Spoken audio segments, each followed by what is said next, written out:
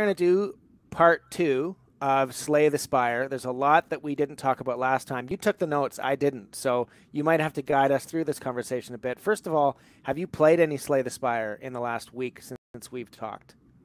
No, I haven't. That's a good question. I probably should have. I did get a little bit inspired to maybe check it out again. I did open Steam to look at it because remember how I told you I had a couple hundred hours in it? Yeah. Yeah. Turns out it was like 971. What? Now, to be fair, I do often forget games open on Steam till the next day, and that does count towards my hourly total. But I probably only did that like half a dozen, let's say a dozen times max. That still does not account for that many hours. You know what? You could easily find out how many hours you actually have because the game itself tracks your hours in game. Yes, and I did not open it. It's probably horrifying. I will send you a screenshot later. You know what? It's believable with the game as addictive as it is. And I think it's a testament to the quality and the complexity that have been put into this game that you can put 1,000 hours into something that at the surface is quite simple, like a board game. Like how could one box, let's use Dominion as an example. We used it last time. One box of this Dominion board game with these different cards have so many different variations of play and give hundreds, thousands of hours of experience. Because really, Slay the Spire, it's more complex than Dominion, obviously, but not that much. There's just more features, and there's 4 different characters instead of, well, no character at all. And that is a testament to, yet again, not just the quality, but how the complexity of the game has been managed. I've been playing a little bit more. I've figured out that my favorite character is the Defect. I think yours was the Silent, which is sort of the rogue. So my favorite character is the Wizard, which was surprising to me because often when I'm playing games like this that have rogue, wizard, fighter, and a monk, the 4th character is a monk, which I barely played any of. The Wizard scares me because I'm just thinking this is just too complex. I just want to bash things sometimes. Sometimes I've got an hour to play and I don't want to spend 10 minutes thinking through the hand. But really, the complexity of the Defect is about the same as the Silent. It's just different kind of complexity and managing the orbs, which I love. For me, the most exciting thing about the Defect was the opening turn and how overpowered I could be on the first turn. Before anyone else. I mean, I think I won multiple combats on that first turn with 0 value cards that are in synergy with one another. And I think I got an achievement on Steam for winning a combat without playing an attack. with all of these orbs that were in play. Anyways, yeah, I that's definitely my go-to. Yeah. That's wonderful. I was going to ask you if you'd played more since we last spoke, but I'm not surprised that you have. How are you finding it in terms of holding your attention further? Do you think you're going to keep playing it? I would like to keep playing it. I probably shouldn't because I've got other things to do and other games to look into. And yeah, I mean, it's just, I don't know if, I mean, it's the law of diminishing returns. I don't know if I'm getting more out of this game in terms of understanding game design and mechanics and how to manage complexity the more I play. I mean, I will, but every minute I spend is going to be less valuable than the last minute I spent. And so I want to, and which is interesting because I'm probably about 20 hours compared to your 970, but there's multiple reasons for me wanting to go further. I want to not master it, but I want to get better at the other characters and see what their powers are that have just barely been unearthed for me. I want to see what Ascension level 2, 3, 4, 5, 6 are like, and to almost feel good about getting that far and beating those levels. But another reason is there are synergies I have not yet discovered, even with the Defect. And maybe a 4th thing is I want to go back. It's nostalgia. I want to achieve what I did that last time. The first time I played the Defect, I beat the game. I didn't the very first time, which I was pretty happy about. And it was partly because of that synergy in the opening turn of every combat. I want to do that again. I want to feel that powerful again, maybe a little bit better, maybe with one card that I didn't maximize before. It's the optimizing that I'm excited for. So it's interesting that all of those things together make me want to engage again with the core gameplay loop of Slay the Spire. What about you? So after 970 hours, you've beat Ascension level 20 with at least I think three characters. Do you want to play more? And if so, why? I'm probably, I'm probably pretty well and done. I do, like I said, pop it open every once in a while, but I'm probably pretty well done with it for now. Even when they added the monk, it didn't fully grab me back in. Like I did play a little bit and I did try them out. Maybe a little bit is underselling it. I'm sure it was another, who knows, like 50 hours. But probably after that many hours, and at the time I had, I believe, gotten all the achievements, which is again the completionist part of me. It wasn't as high a priority for me to go back to. But I actually want to get back to some of the other things you were talking about, because you've already touched on two of the major topics. I did write down notes that I wanted to talk about today. And you talked about feeling overpowered and how good that felt, and that you wanted to go back and feel that overpowered again. And you use that word, and that's literally on my notes from last time. Overpowered is what I wrote. A very common theme in roguelites and roguelikes is getting to that overpowered synergy. That is a very common thing that both the games are designed to sort of reach, because they are usually brutally hard. And it's all about making choices that will get you to a point that is overpowered. And also, it's practically the only way to win a lot of these games, because the game scales very fast and you need to outscale the enemies. So I wanted to talk a little bit about how to balance a game like that. We talked about how this is a single player game and it's not balanced against other players, and maybe a little bit about design philosophies with regards to, if you were to design a game, how do you feel about games that let you essentially get ludicrously overpowered, but also maybe on the negative side where that's kind of the only way to win. Like it's very hard to win if you don't reach a fairly overpowered state. And then the game really becomes, how do you, how long does it take you and how easy is it to get to that overpowered state? Your choices essentially help you get closer and closer to scaling faster than your opponent, which is really how you start to feel ridiculously overpowered. Yeah, I think there's another element here, which is chance. So we talked about the randomness versus the plan in the game last time. That there's this balance between the RNG, the random number generator in the game, and the choices that you make that defines your own destiny. But I do think that there are things that, in my first run with the defect, there were things that happened, relics I got, cards I got early, that I didn't even realize meant anything, that by chance gave me that overpowered first turn.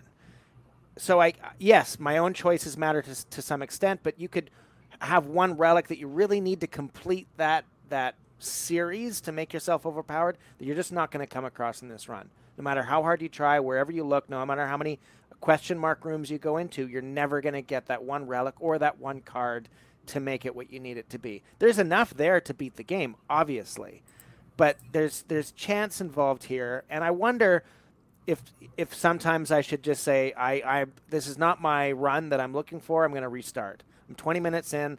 I don't know. I'm wondering. I've never been there before, but I think after 970 hours, have you ever been to a place where you're like, no, I'm not getting the right things here. I'm going to restart. Oh, I didn't even think about talking about this, but that's interesting. You're a player who wants to press R. I'm so disappointed. No, hold on. I hang on. Don't be disappointed yet, because I'm just thinking about this now. I don't think I've played the game where I felt the urge to restart, because I've always felt, oh, I'm disappointed. I'm not getting. Okay, there's a card for the defect, the capacitor, which gives you 2 more orbs. I love that card. It gives me the chance to have frost in my hand, which is shield, lightning, dark energy, whatever, plasma, whatever. So if I have 7 orbs around, I'm unstoppable, right? And that can be achieved sometimes in that very first hand. But if I don't get that card, I still can go very far, if not beat the game. And I've never felt before, I felt disappointed that I've not gotten the card. Absolutely. But I've also felt, okay, that's fine. I can still do it with what I've got. I'm learning a different series of synergies. So I've never felt the urge to restart. I'm just thinking now, hypothetically, you know, as you get further into the game, hundreds and hundreds of hours, you kind of know what you're looking for. You kind of know if one round is going to be bust. Like I'm imagining at Ascension level 20, things need to go your way a little bit in terms of chance to win. Or am I wrong? I think a very good player can pretty much always make it work. We talked about this before. I don't know what the stats are. I haven't watched enough people playing just up at Ascension 20, like to see what streaks people might have gotten, but I bet it's pretty good. But I think it's a philosophy of it. I think it's definitely quite common, that desire to press R. I say that's the vocabulary for Binding of Isaac, because in the Binding of Isaac, a lot of players will literally press R, which restarts your run, until they start right next to an item room. They will go into that item room, and if it's not immediately amazing, they will just keep pressing R, which, by the way, you don't always start next to an item room. So that's just a common way, and they just do that at the beginning. They'll just get that one good item, right, and then go on. But that's a fairly common thing that people will want to do, or some people, you know, will restart at any point if they feel like the run isn't worth it. And that has just never been fun for me.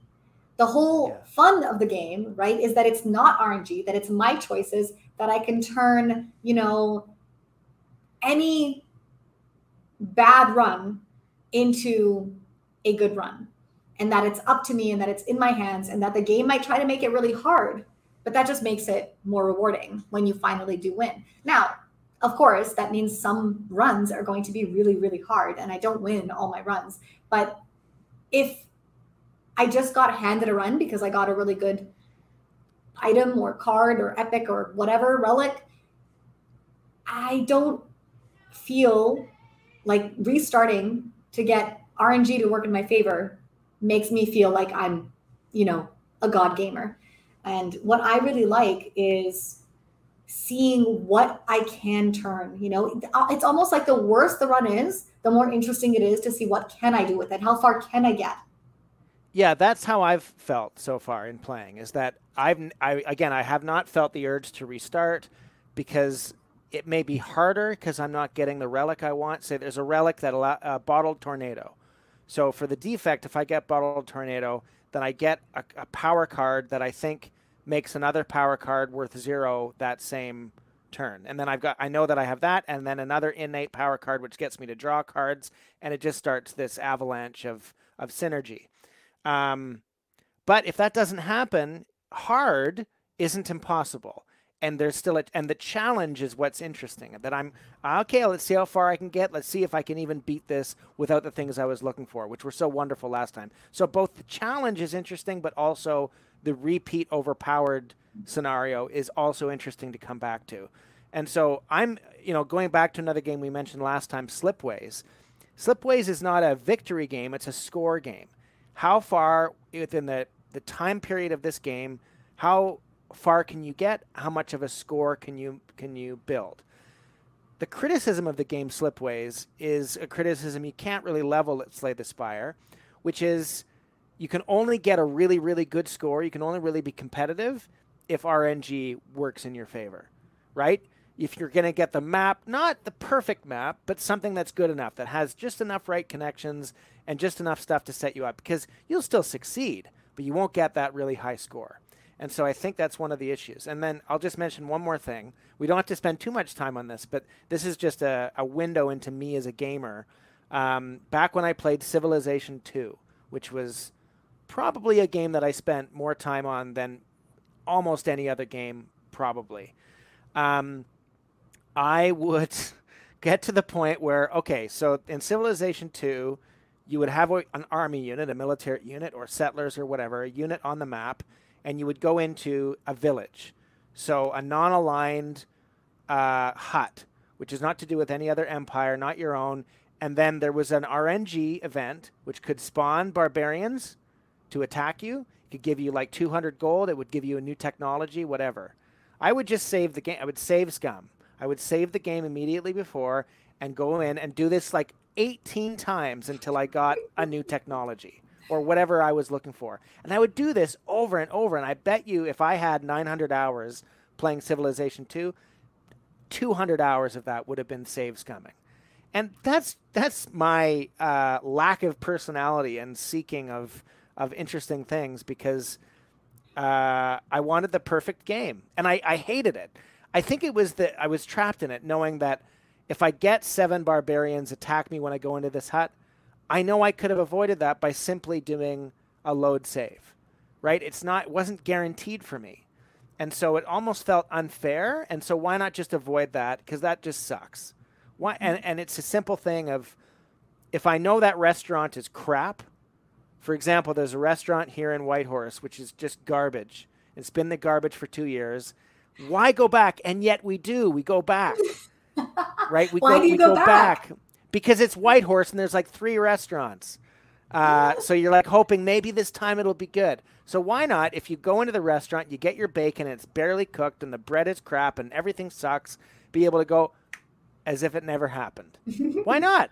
Why not prevent suck from happening? So that was my approach to Civilization. And as a result, I play a lot of Iron Man mode to prevent myself from robbing myself of the fun. Anyways, okay, so back to you. If you want to continue on this, great, or you can go to your next note from last time. That is very interesting, actually, right? We're talking about development and what can the developers do in the way that they design their games to help like save players from themselves, right? So for example, save scumming, we know, is a thing that people will do if you give them the option. So sometimes, as horrible as it might be to remove some options for the player in this way, you know, it is to prevent save scumming, as in you make sure that games are saved after every single action, so that, and there's a seed that determines everything that will happen so that they can't get a different outcome. I think there's actually an answer. I think there's actually an answer to this, which Slay the Spire does, which is you get a card. You're choosing usually from 3 cards at the end of every encounter. It might not be the card you're looking for, but there's no such thing as a bad card. There's no such thing as a card that... So, okay, you can correct me on this after 900 hours, but in my perspective, there's no such thing as a negative card, one that is like going to be like a curse or a status effect that stays with you forever. Every card could be used to your advantage. Whereas going into the hut in Civilization 2 and encountering barbarians, that's 100% bad. There's no good side to that. Maybe a design choice that could be made is, okay, you walk into the hut, there's barbarians, there's 7 units, they're going to kill your 1 unit, but there's a trade-off.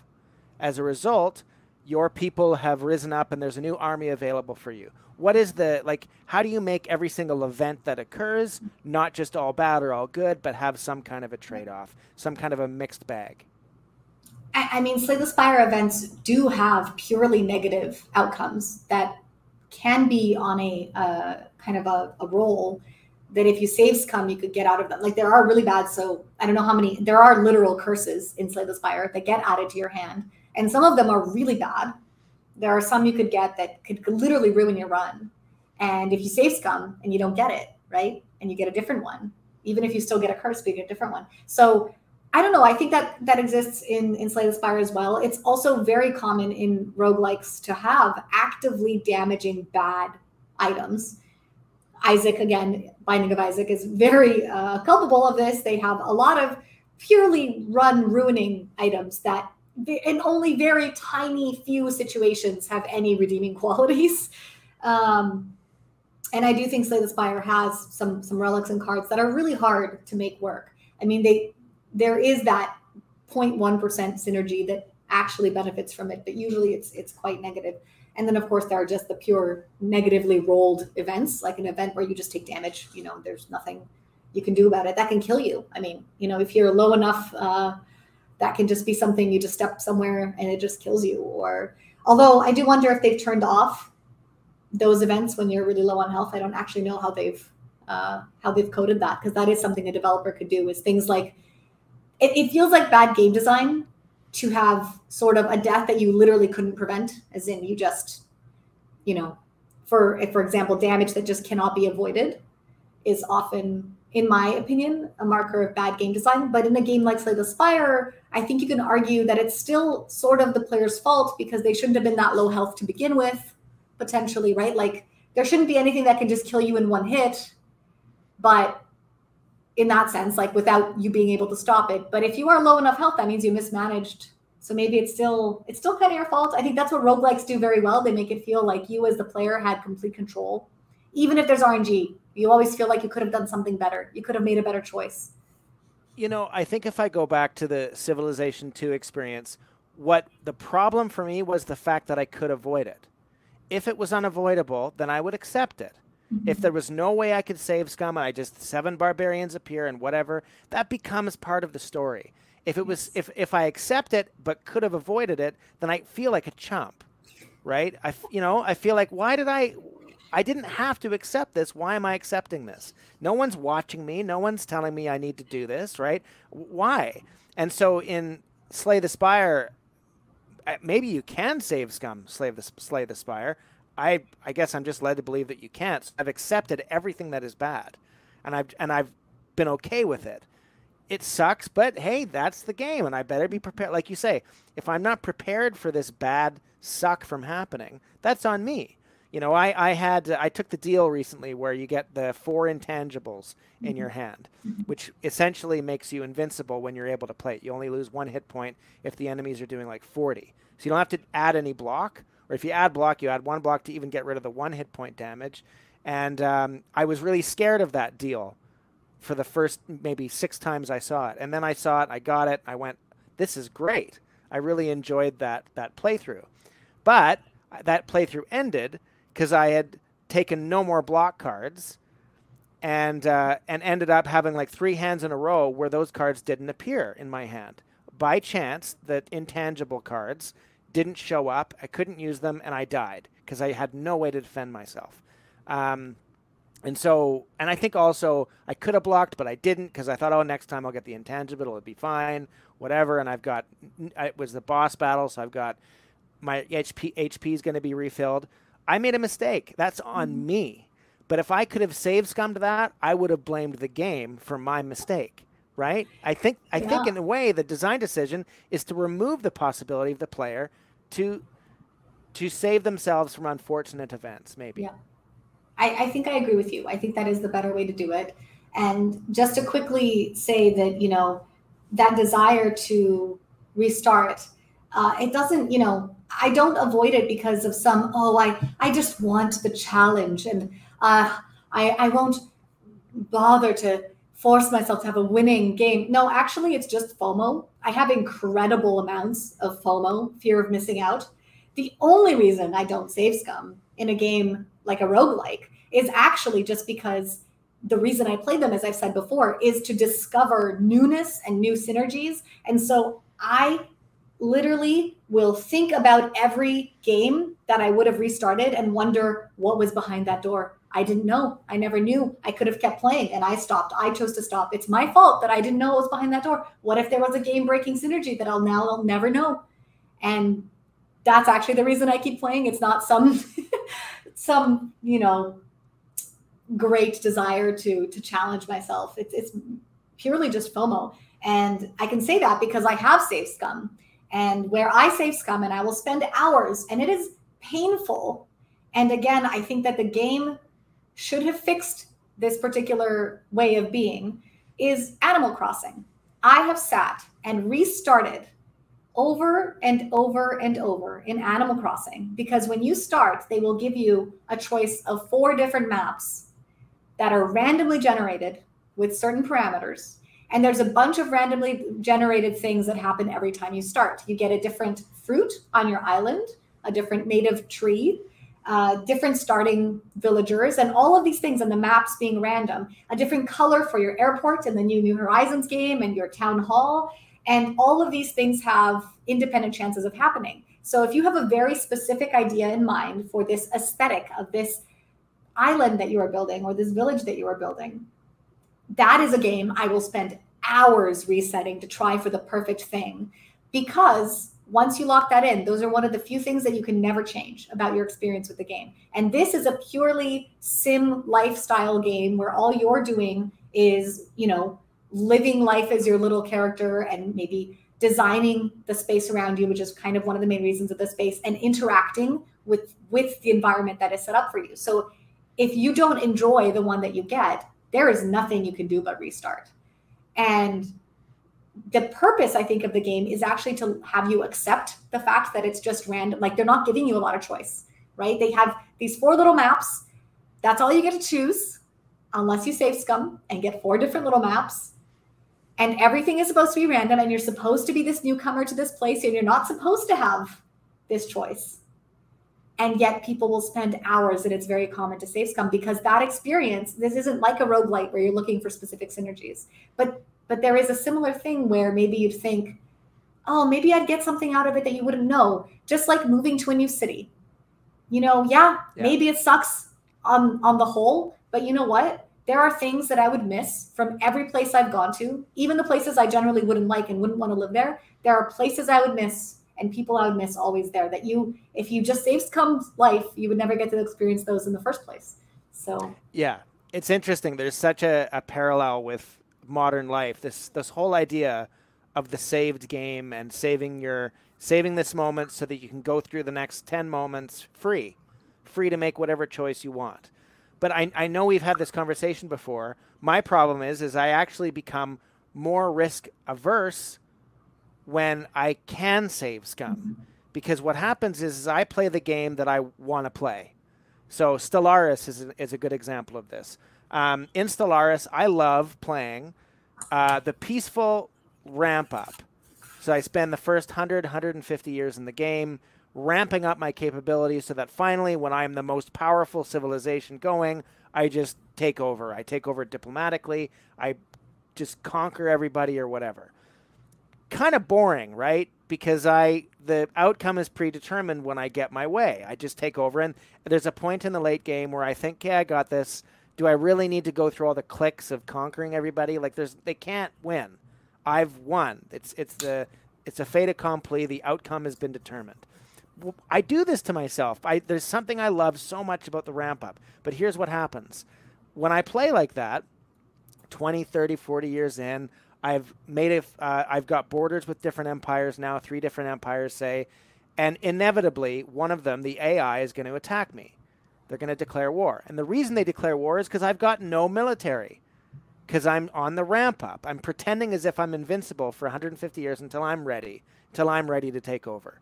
What a terrible way to play a game, and what a terrible way to view life. It's like, no, I'm going to be invincible until I'm ready to take over. That's not how things work, but that's how I'll play. And so what happens is if I play non-Iron Man mode, I'll play 50 years in, someone will declare war on me, and I'll go back to the earliest possible save that I made or that was auto-saved, and then I'll spend 5 years preparing for this war so that either A, they don't attack me because I'm too powerful now, or B, they attack me and I just whip them. Right? And I'm telling you, that's how I want to play, and it's the most boring version. When I play Iron Man mode, I take risks because it's the only way I can survive. And when I play Iron Man mode, I have to prepare for my enemies attacking me. Okay, I've got a border here. I've got to think about this. I've got to devote resources to preparing for this. There's no question that those runs are more interesting, have more role play potential. There's more story going on. I'm not giving in to it's almost my addiction to this ramp up, right? And I have to save myself from that. But it's amazing to me that I can't, when I have the option, I will beat myself up from not taking it. It's like it's like taking your phone away from yourself, putting it in a locker and going for a walk so you're not distracted by it. It's a very similar concept, I think. So we're back to touching a little bit on the last thing I really wanted to talk about a little bit. And that's sort of interactability for the game. And I want to come back to you mentioning Dominion.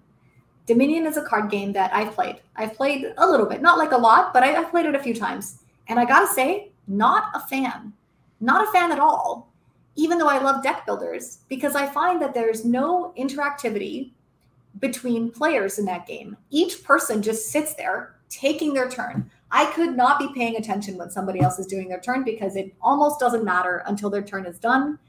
And there is little, it's almost like we're each playing our own adjacent games. And at the end, somebody's a winner.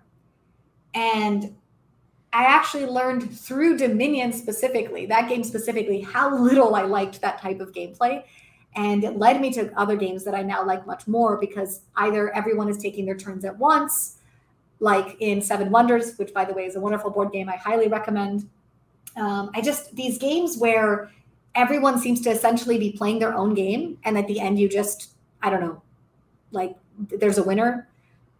I find them so boring. And yes, there are things about what your opponents are doing that will matter, but you're not actively interacting. And I don't know if you've played, actually, I believe it's called Ascension, speaking of Slay the Spire and Ascension. It's a similar to Dominion kind of deck builder, but there is a bit more interactivity. So there are things you can do in response, and what other people are doing matters a bit more, I find, than in Dominion. It's been a few years now since I played either game, so I don't want to misspeak about exactly how each of them worked. But I do remember thinking that I'd played Dominion and people really loved it, and I never really liked it. And then I played Ascension and I liked it a little bit more, and I started thinking about why that was. And this idea of these board games where you're just kind of waiting for somebody to take their turn, and they could be cheating. It almost doesn't matter. Like, they're just sitting there and they have these huge synergies and they're so excited about it. Okay, I do this card and that makes this card do this. And you're almost like, I don't care. I can't wait for my turn when I get to do that. And nobody's paying attention to what anybody else is doing. And again, it matters a little. There's some, like, because somebody did something, there is some, now I can't take that card, but it's not, I think it's not as well designed as it could be. And there are games where your interaction with your opponent matters a lot. Now, in Slay the Spire, this is a single player game against an AI. But one of the things that the developers, Megacrit, added to make the game feel better and have that strategy really sink in, I think kind of speaks to that interaction, is that they gave the enemies intent. And the intent system that Slay the Spire uses, I actually think is probably its #1 best feature that I have ever seen. There are not a lot of games, or at least there hadn't been at the time, now some have copied that style, where they had the AI sort of show you an intent for what they plan to do next. And they had to add that in after the fact. It wasn't originally in part of their design. But to me, that's where the entirety of the strategy works. So for people who don't know about Slay the Spire, you have your cards and you'll be playing your attacks and defenses. When you're up against an enemy, you see what each enemy is planning to do next turn in just these little icons. It's not the exact thing they do necessarily. It's maybe you don't know exactly the kind of effect or the exact amount of damage, or there are other things that could change it slightly, but you get an idea. Are they going to attack? Are they going to cast some sort of spell or skill or block or something? Is there something else that they're doing? And they really use this intent system in unique ways. So not only is there intent, then they play around with that by adding in relics that, for example, take away your ability to view intent, which, by the way, one of the hardest relics to play with. When you have gotten used to doing all of your strategy on intent, not seeing it is, I think, a really advanced thing, because then you have to rely on your memory. I know what the options for this enemy are. I've played this game enough. I know the things that they're going to do. Now, you don't know exactly each turn, but you have some idea. And they do things like, there's an enemy that you might have seen where every time you hit them, their intent changes. So you have to decide, do I actually want to hit them anymore? Or is this the attack that I want them to do? So they've done really cool things with that. And I think now this is a weird version of interaction because it's with an AI. But to me, that's another way that the game adds that in there and makes you feel like it's not just the enemy taking their turn and me taking my turn. There is interaction between the two in a way that's really interesting and in a way that really allows deep strategy. I don't know if you've dug deeply into that or seen other games that do a similar thing.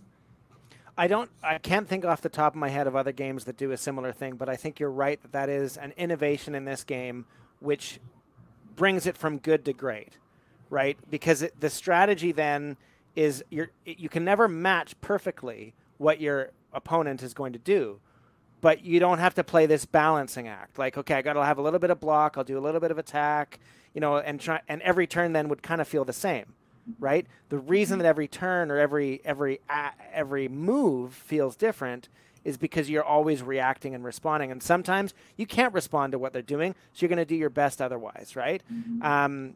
I think that's a really solid point and what makes this game feel special. But to go back for a moment to Dominion and interactivity, not everyone craves interactivity as much as you do. And I'm not going to say Dominion is an amazing game. I played it a little bit. I do like it. But remember, I'm the kind of gamer who doesn't want to be interrupted. Don't screw with me. I'm building my castle. You know, that's my play style.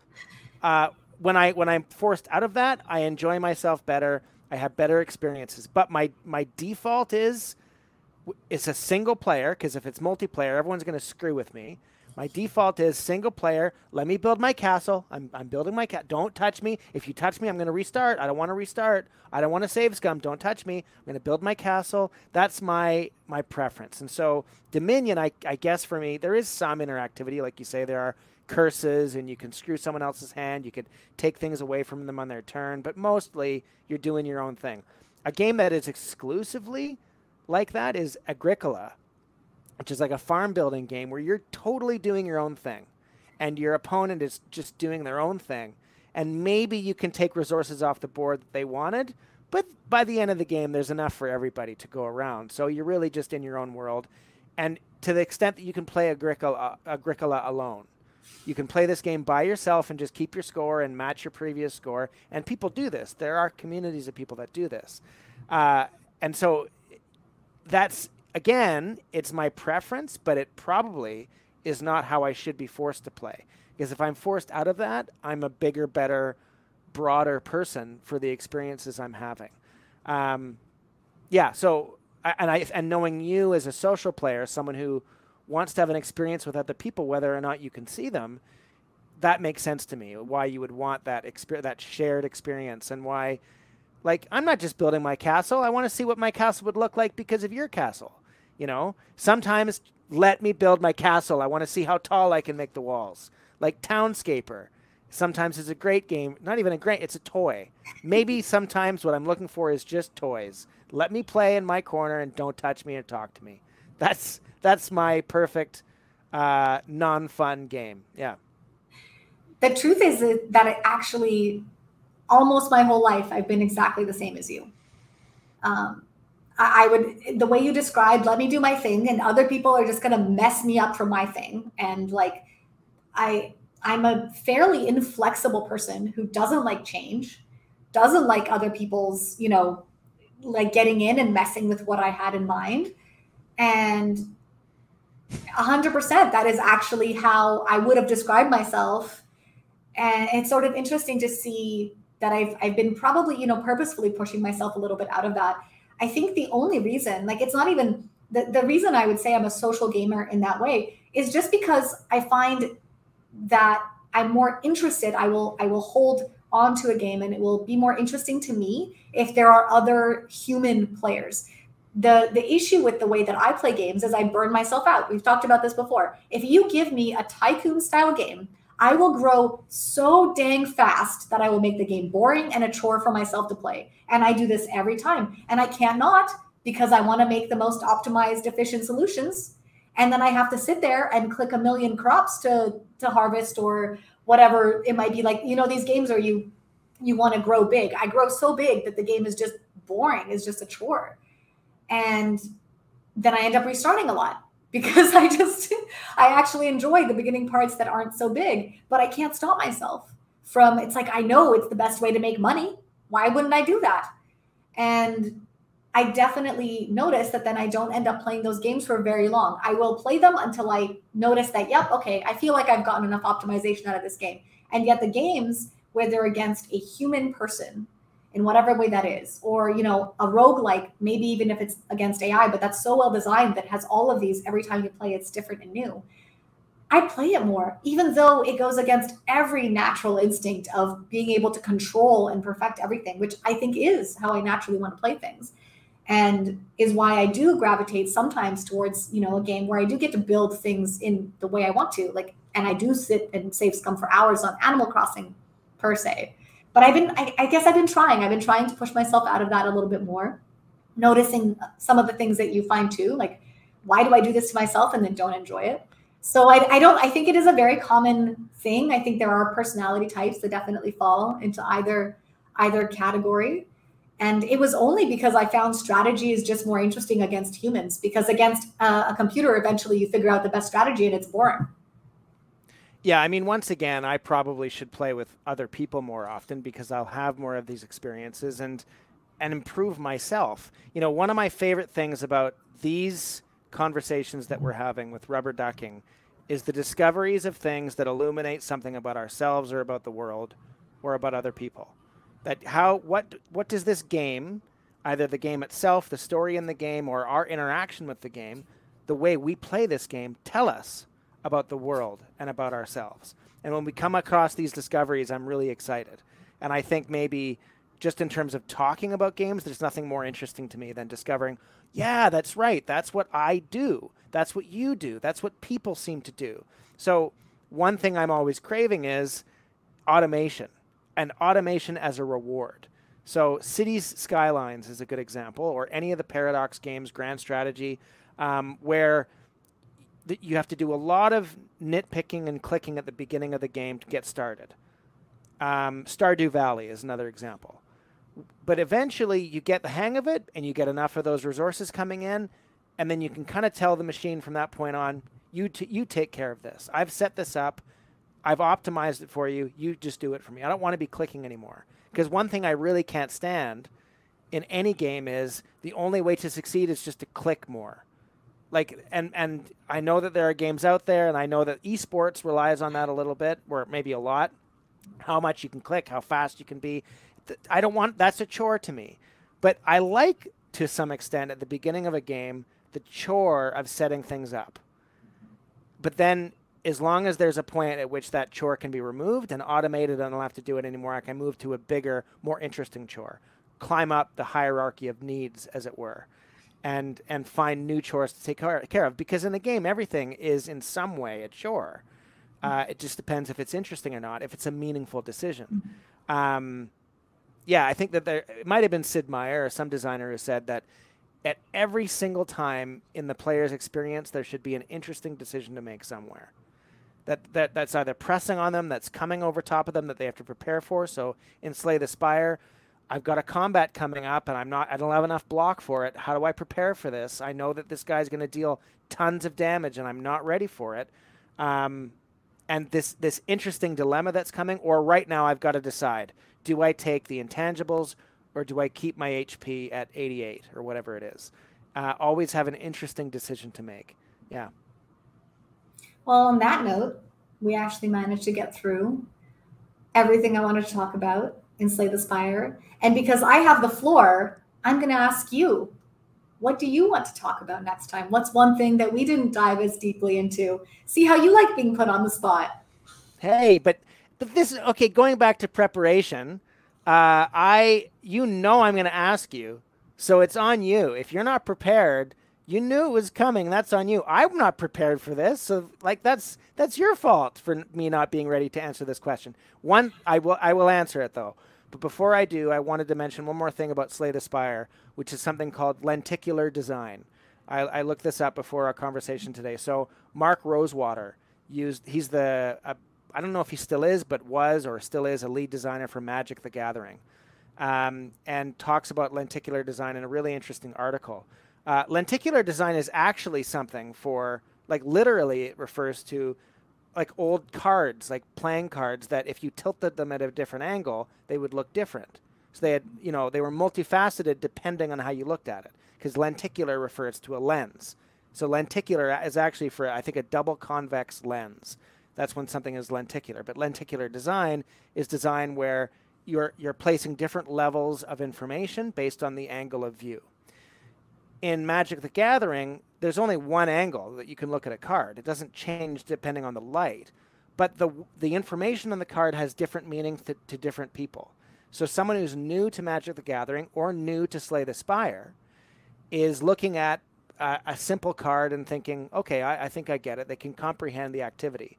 But an expert player knows exactly how that card will benefit them at different levels, with different cards, with different relics, and how the chances are that this card will be useful in certain circumstances and whatever. They're seeing things that are beyond what's just written on the card. The complexity increases the more you play the game. It's a reward for playing more. And so this idea of lenticular design is interesting. And there's also, I think he identifies 3 different kinds of complexity. So comprehension complexity, what's written on the card, board complexity, B-O-A-R-D complexity, not board, how it interacts with other cards. But then the third one, which is strategic complexity, how you can maximize this card. And so a beginner has no idea how to maximize this card, just think it does 6 damage and you draw more cards or something like that. But an expert would see the complexity in maximizing and optimizing it. And so I just think that's an interesting concept with game design that made me think a lot about how to manage complexity without it being overloaded at the beginning. Like a lot of grand strategy games, for example, overload complexity at the beginning. And so if you're not willing to go on the learning curve, you're just screwed. So, yeah, what do I want to talk about for next time? I would be interested in talking about board games and how they are, just because I'm thinking about it now, board games or tabletop games and how they are distinct types of fun or the same kind of fun as a video game. Like, are there differences? And if so, what are they? And not just in the basic sense, like, well, obviously a video game is more complex and is occurring in your mind and you're sitting in front of a computer, but like, what are the actual differences between the experiences that we're having when we play them? Maybe we could talk about specific board games. We could even talk, because I know you and I have played it, Dungeons and Dragons, and how that is a separate thing, that we have a different kind of fun when we play that versus playing Slay the Spire, for example. So I don't know. Is that enough to go on? What do you think? I think it is, but I kind of want to give you some homework if we want to talk about that, okay. Which I was going to do anyway, because it came up on my mind talking through Slay the Spire. I think you should play the game Inscryption. And it's a card game as well. I don't think it's very expensive. It's indie. Don't look up anything about it. Just play it and play more than a couple hours. You won't have to play long. I think the whole game is not like overly long. I think it will be relevant to the discussion somewhat, and is also another card game. And I also is just it is a wonderful game. Okay, deal. Well, I'll make you a deal. I will play Inscryption, but the next time we talk, we might talk about the other stuff, because I might not have had a chance to play much of it, but it's on our list of games to play. So Outer Wilds, we still have to talk about, and Inscryption is on there. Yes. I have not read about Inscryption. I know nothing about it, but I've heard it's good, and it's on my wish list on Steam, and I will get it, and I'll play it, and we'll talk about it. It is good. I would just say it's sort of relevant to the conversation you wanted to have a little bit about board games, and that's why I was thinking about it there, and the difference between board games and video games. That's why I thought you could even just play a little bit of it to get I think what I was getting at from that. Okay, yeah. Then let's do it, I think. If you have time. Fingers. Yeah, we'll see. But we have other stuff that I think it was in my list of things. But I'll do my best. Yeah. Okay, cool.